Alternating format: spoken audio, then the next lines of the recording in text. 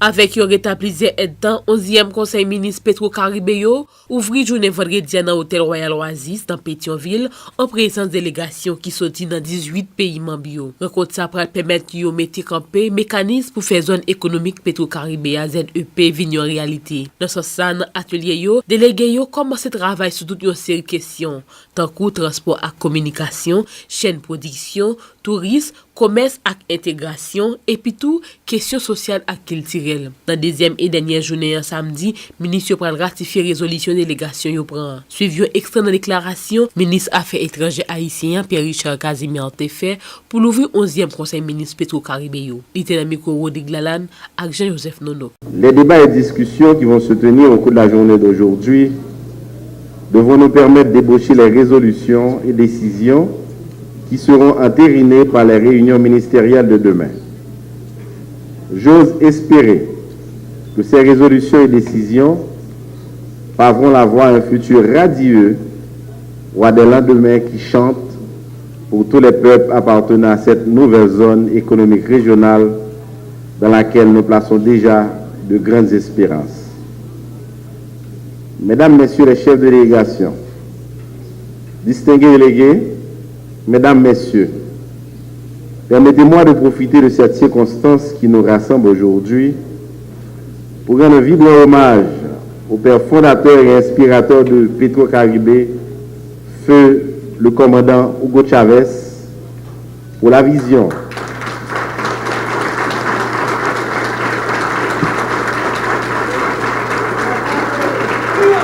Viva!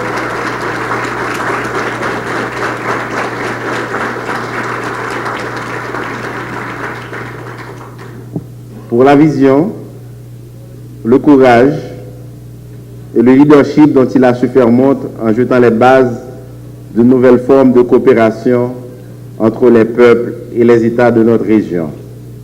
Ce faisant, il a marqué son attachement indéfectible au panaméricanisme inauguré par le pacte historique Pétion-Bolivar à l'aube du 19e siècle et de son engagement en faveur de la réduction des inégalités d'accès aux produits énergétiques et promouvoir le développement des énergies alternatives indispensables pour la croissance économique et le développement durable de ces pays.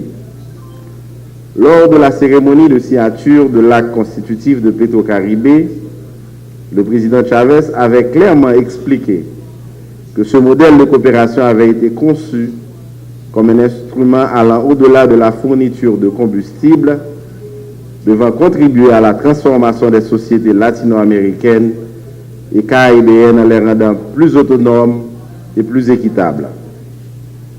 Mesdames, Messieurs les chefs de délégation, Mesdames, Messieurs, les populations des États membres de Petro-Caribé placent beaucoup de confiance en chacun de nous ici présents. Des résultats de vos travaux et échanges dépendent le devenir de cet instrument innovant de coopération et d'intégration et en grande partie l'avenir de notre région ainsi que les perspectives de développement de chacun de nos États.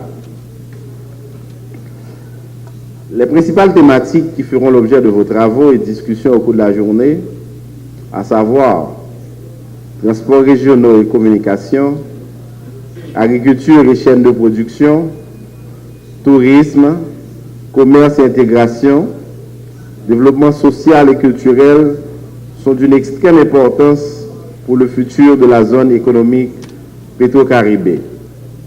De même, les programmes et projets qui sortiront des délibérations de la réunion ministérielle sont susceptibles de contribuer grandement à l'aboutissement de notre lutte constante pour l'amélioration des conditions socio-économiques de nos populations et pour le développement de nos États et de notre région. Je réaffirme la détermination de la République d'Haïti, en particulier de l'administration Martelly Lamotte, de s'impliquer activement dans la maturation et la réussite du projet Petro-Caribé qui présente d'énormes potentialités en termes de développement énergétique, économique, social, de développement tout court.